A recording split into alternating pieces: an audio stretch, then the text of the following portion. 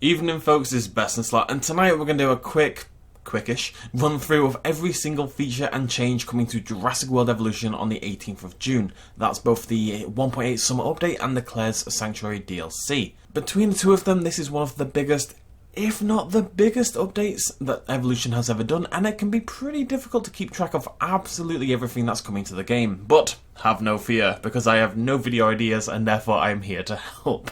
We'll get started with the free for everyone summer update, then we'll go through the DLC, and then I'm going to put together a big feature list that you'll be able to look at the end. Let's get started.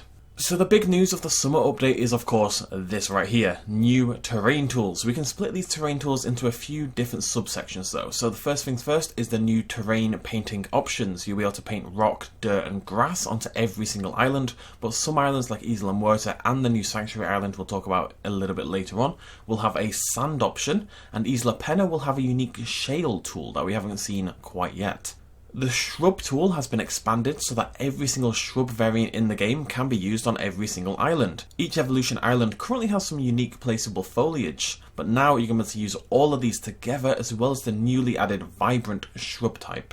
Placeable individual rocks and trees are also coming. These are going to be called natural scenery items. That's 5 new types of tree and 6 rocks, with the former still counting to your dinosaur's forest requirements. These will be new models to the game by and large, and we've already had some good glimpses of the rocks and some of the new trees as well. Now that's it for the terrain tools, but terrain management and building placement is getting some updates as well. When you can't place a building in the game, something I think a couple of us may have experienced from time to time in Evolution, the game will now tell you exactly why that is happening. Is it blocked by the terrain? Is it blocked by the water? Is it blocked by other buildings, for example? Making this placement even easier is the addition of terrain contour lines. Now we haven't seen these in action quite yet, but they will assumedly give us a good look at the height of different parts of our islands, and it should make it a little easier to decide whether you can place a building in a specific spot. The buildings are getting further refinement via new hover tooltips to give you quick and easy information, tighter placement thanks to less movement when using the rotation option, and swapping to the management tab by default when you click on the buildings,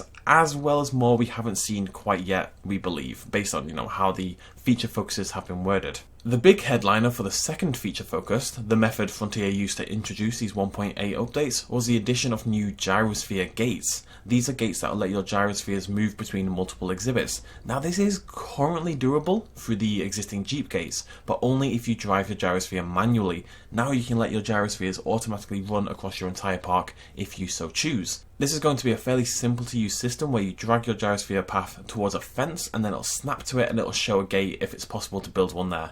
Easy peasy lemon squeezy. The gyrospheres themselves are getting further improvements thanks to an increased radiance on the head turning when inside there, as well as the removal of the really annoying guest hands that kind of like poke in front of your face now and again. You'll also be able to choose how many gyrospheres you want to be running on your track at any one time.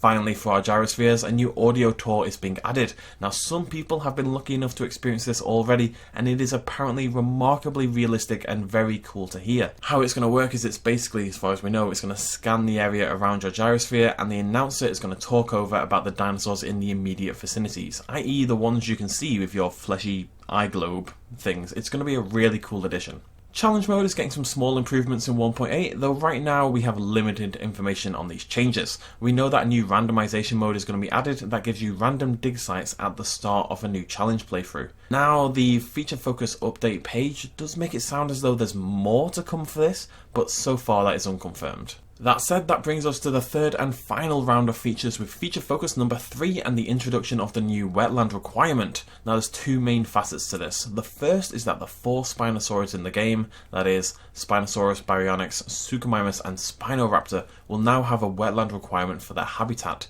Simply enough, they'll want an exhibit filled with decent amount of water. You're going to want to get them good and wet basically. This coincides with the new fish feeder that will only be placeable in water. Whilst your Spinosaurus will still be able to use normal meat feeders as far as we know, they'll now prefer to eat from the fish feeder if one does exist. It shouldn't really make a big difference mechanically to how you run your parks, but thematically it's definitely a bit of a winner. The final feature then coming as part of this free summer update, all of this so far part of the free update that we know so far is some changes to dinosaur AI. We've got a few of these. The biggest of these is maybe though the new Pachycephalosaurid defensive improvements. That's the Pachycephalosaurus, the Stygimoloch and the Dracorex. instead of dying instantly to small carnivores as though these aren't small, hench, heavily armoured little dinosaurs, they'll now be able to fight back against small theropods like the Velociraptor, like the Troodon. This includes a new finishing animation as well for when they take them down, so very excited to see that. Similarly, sauropods will now not be scared by anything other than an Indominus Rex. We think. Sauropods are currently only able to be killed by Indominus Rex and J.A. Bayona, and the feature focus mentions that only dinosaurs that can harm the sauropods will scare them. So, assumedly that means your tiny little Majungasaurus that the Brachiosaurus could just step on if it wanted to will no longer be able to scare your dinosaurs. There are some further small changes to the dinosaurs as well as follows. You can now select them whilst in the forest, they'll panic less around vehicles, and they'll also prefer to go to sleep at night time. They'll still sleep during the day if they're comfortable, as they do, because who doesn't love a midday nap? But the chances of them sleeping will be higher at least at night time. So that's everything we know about the 1.8 update. The free update that's coming to every single player. So even if you don't buy the new Claire's Sanctuary DLC, then on the 18th of June you'll have access to everything I just mentioned. Now, let's shift over to the DLC. Releasing on the same day, the 18th of June, Claire's Sanctuary is a new story DLC in the same rough vein as Secrets of Dr. Wu.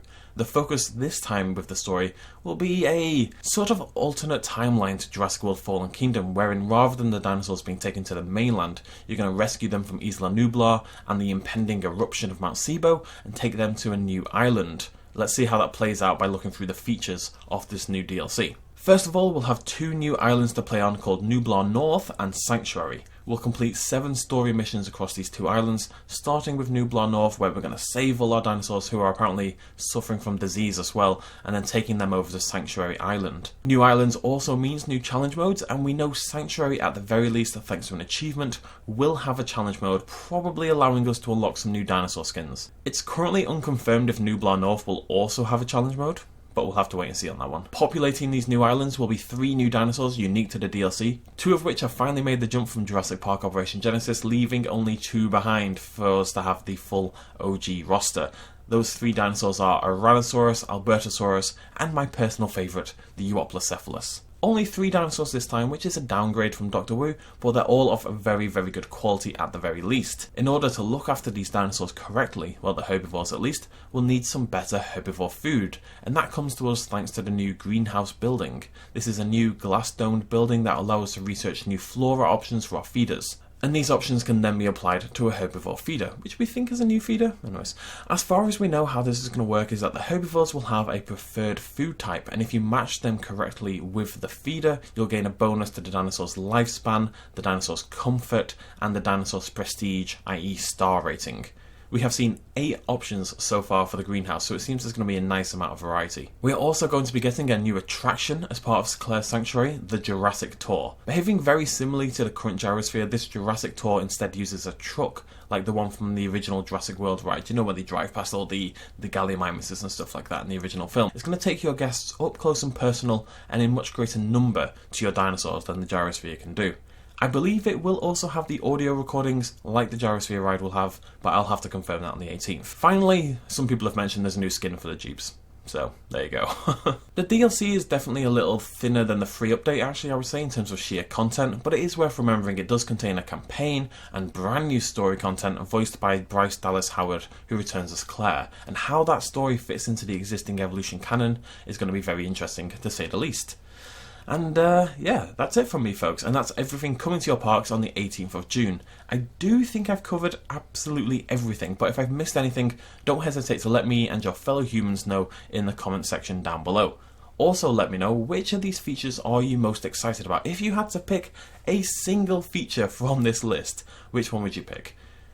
You can pause this video on the list for a longer look at what's coming if need be, and if you found this video helpful, please consider throwing me a like and a subscribe if you're new to the channel. We will have a ton of content on Claire's Sanctuary DLC the day it releases, so keep an eye out for that if you are new as well. And yeah, that's about it. I will see you lovely folks next time. Cheers, much love as always. Bye-bye. Hey folks, thanks for watching. If you enjoyed this video and you want to help support me a little bit more, you can do so at patreon.com/bestinslot. There's a link in the description down below. Every little really does help in times like these, but it's not at all expected, and by just watching the video you've already helped me out massively, and it makes you a pretty cool person, so well done you. Thanks for joining me either way, I'll see you next time.